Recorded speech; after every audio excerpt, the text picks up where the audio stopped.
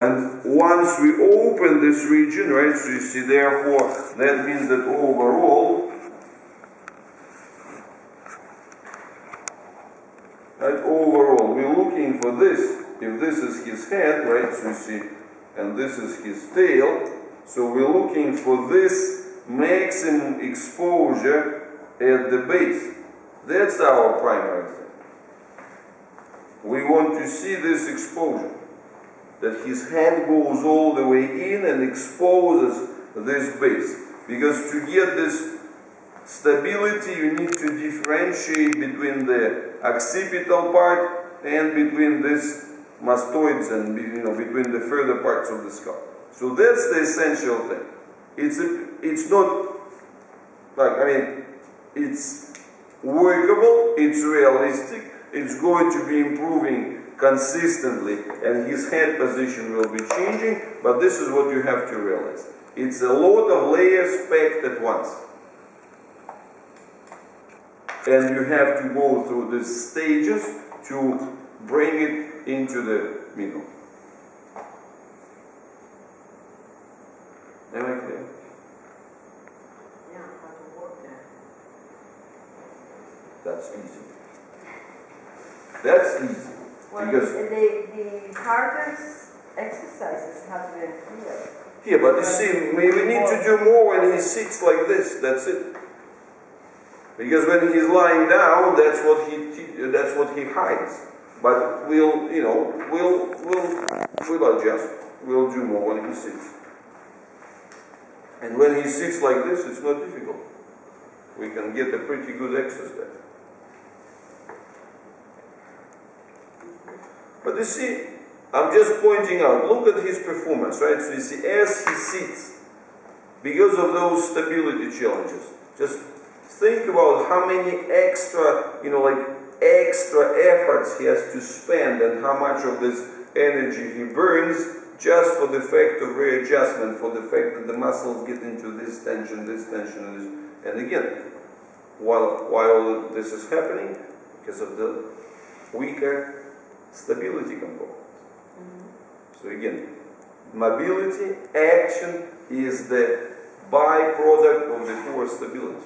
He tries to find his way around. Gerardo.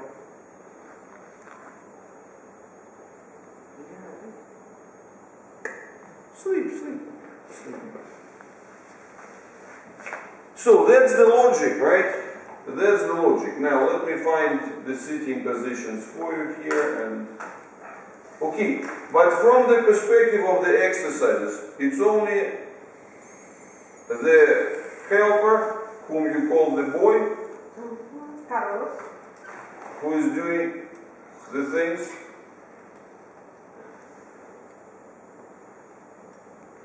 Yourself? I do very little. I do with the leaderboard and his face.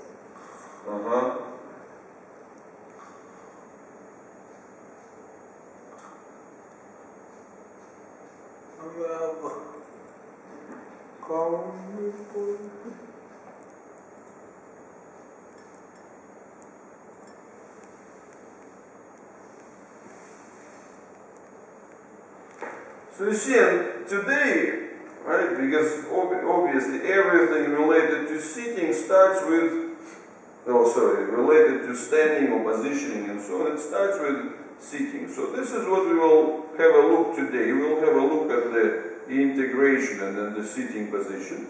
Right, we'll see how it has changed, what he's doing now, and how well he's able to handle these transitions. You see again, that's the observation from, what was it, October, right? October. So that's the observation from October. And again, you can see he's very smart. Very smart in the way that he uses the arms, the way that he uses everything. So it's the movement intelligence that he shows us. But at the same time, you can see that with this movement intelligence, it's what he uses the movement intelligence to deal with the limitations of counterbalancing and the mobility.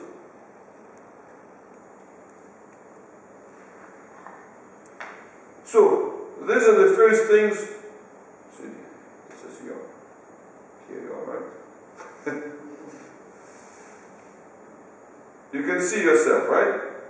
I hope maybe sometimes it's even better to see when you look at yourself like this. Right? Watch your legs. How they go into the counter phases to the movement. It's more difficult to observe when you actually, when it's being done on you, right? But this is exactly, see, your shoulder levels go in the opposite, you see, go one way, the body reacts the other way, the head, see, you're looking up in the opposite direction, but watch the response of your legs.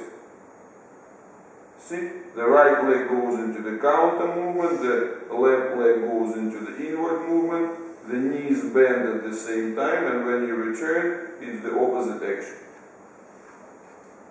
And you look at him, right, what you're seeing that this is the situation when he does a lot of different things, but none of them is actually this counter movement that one is able to see in yourself. Understandable? Yeah, but his feet are in the air.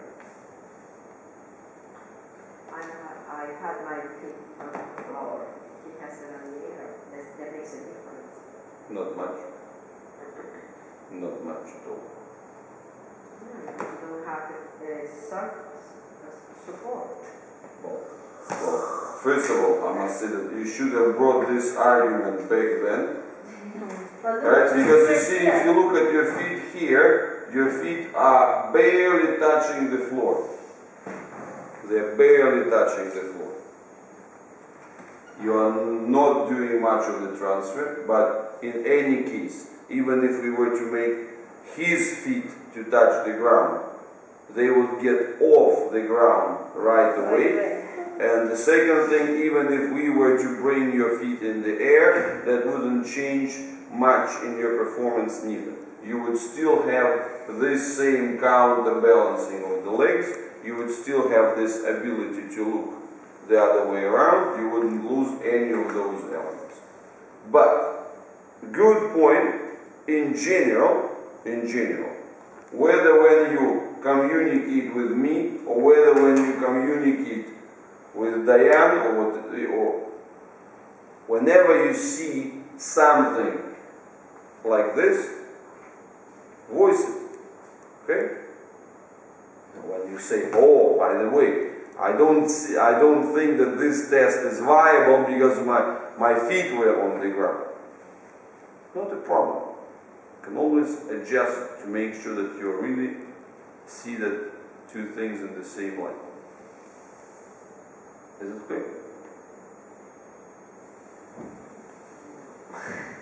So you see, her challenge was, she says, okay, yes, I see the test, but my feet were on the ground, his were not, right? So that means that if this is the statement, that means that the validity of, so she questions the validity of the test, right?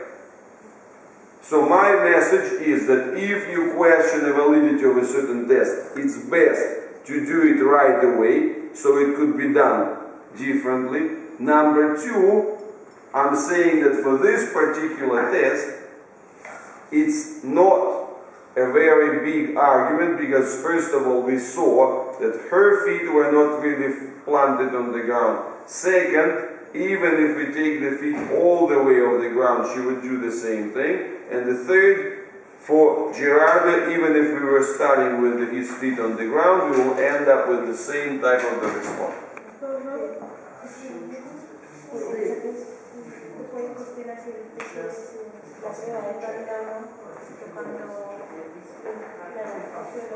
Porque aunque no lo estuviera tocando, el